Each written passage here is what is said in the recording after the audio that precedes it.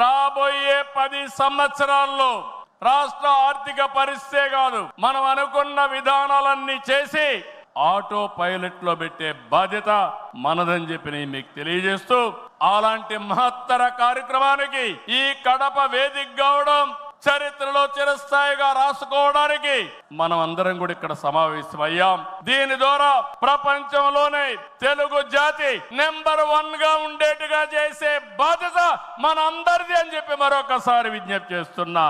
ఇవన్నీ చేసుకుంటూనే మీరు ఒక్కసారి చరిత్ర కూడా ఒకసారి చూస్తే కొన్ని కీలక అంశాలపై అందరికీ అవగాహన ఉండాలి.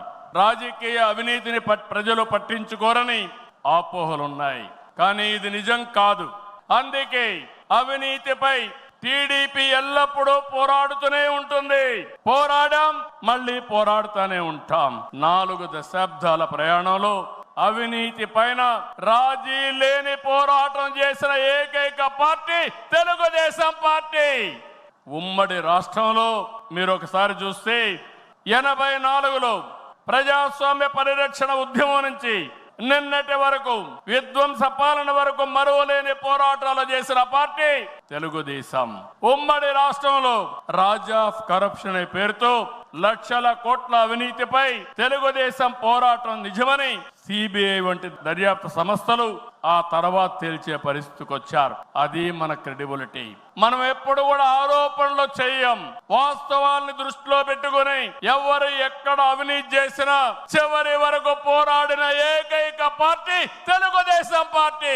హైదరాబాద్ లో ఔటర్ రింగ్ రోడ్డు గాని, వ్యాన్పిక్ సిటీ గాని, హిందూకి ఇచ్చిన భూములు గాని, లేపాక్షి భూములు గాని, ఇలాంటివన్నిటిపైన మనం పోరాడాం. దాని పర్యవసానం తర్వాత ఇన్వెస్టిగేషన్ ఏజెన్సీ అన్ని ఒప్పుకునే పరిస్థితికి వచ్చారు. ఓబులాపురం అక్రమ మైనింగ్ పై మనం చేసిన ఉద్యమం నాడు దేశంలోనే ఒక సంచలనం. ఓబులాపురం అక్రమాలు నిజమని 10 ఏళ్ల తర్వాత కోర్టులు కూడా గుర్తించాయి, నిందితులకు శిక్షలు వేశాయి. మనం చేసిన ప్రతి పోరాట ఫలితం నేడు కళ్ళ ముందర కనపడుస్తుంది. అది తెలుగుదేశం ప్రత్యేకతని మరొక్కసారి విజ్ఞప్తి చేస్తున్నా.